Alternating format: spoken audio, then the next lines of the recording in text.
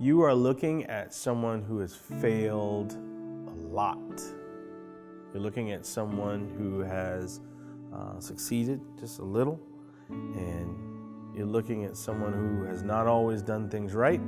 You're looking at someone who's been fired. You're looking at someone who's been told that they don't know what they're doing. You're looking at someone who was an orphan.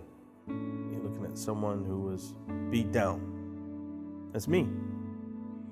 I asked Chris and Pete, they're all behind the cameras and you can't see them, to kind of let me just put this message out. And the reason is because in the month of December, there's a lot to be happy about: the holidays, birth of the Lord, Christmas and everything. And there's also a day that I'll never forget, and that was Saturday, December 28th, 1986. I remember it so vividly, like my brother and I, we were actually like laying on my mother's bed. We were watching old movies. One of the movies we watched was The Last Dragon, and we watched a lot of Bruce Lee movies back then, my brother and I. And my mother left the house that night. She left the house and she had like a red skirt, a white shirt on, and kind of a red jacket, kind of like a suit. I still remember some of the things I got for Christmas that year. And she left out that night. She was gonna go out, and my brother and I, we stayed up trying to watch some movies, and I found some food stamps under her mattress. And there's a story, and I always tell my wife the story about what I did with those food stamps when I found it. And so I wanted to kind of stay up and tell her that I found some of the food stamps. And I fell asleep.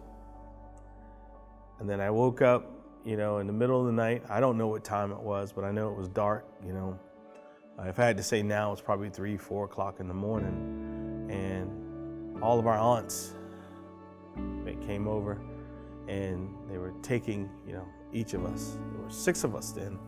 My 2 older sisters, they would, stay away on the weekends to a family friend's house.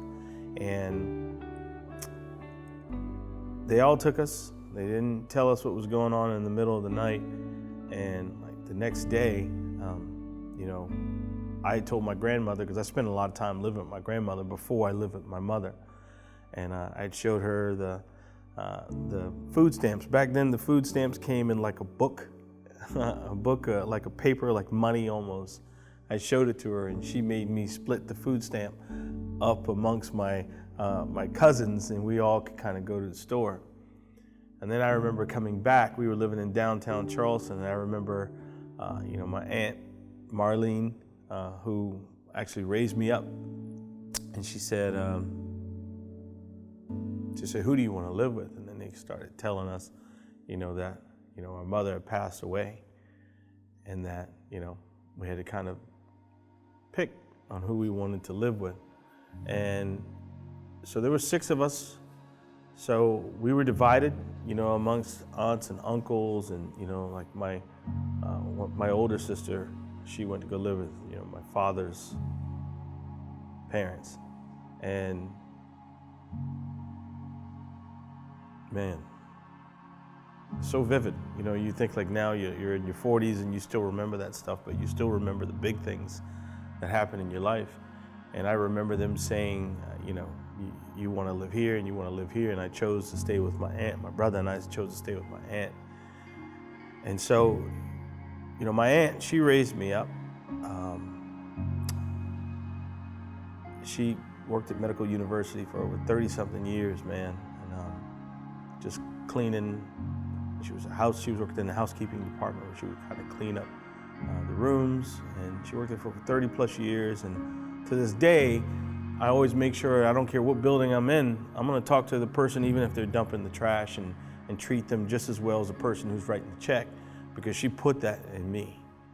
And that's why I do that. So the people behind the camera, if they wonder why I always speak to any and everyone, it's because of that same reason, because my aunt was that person who was raising someone up.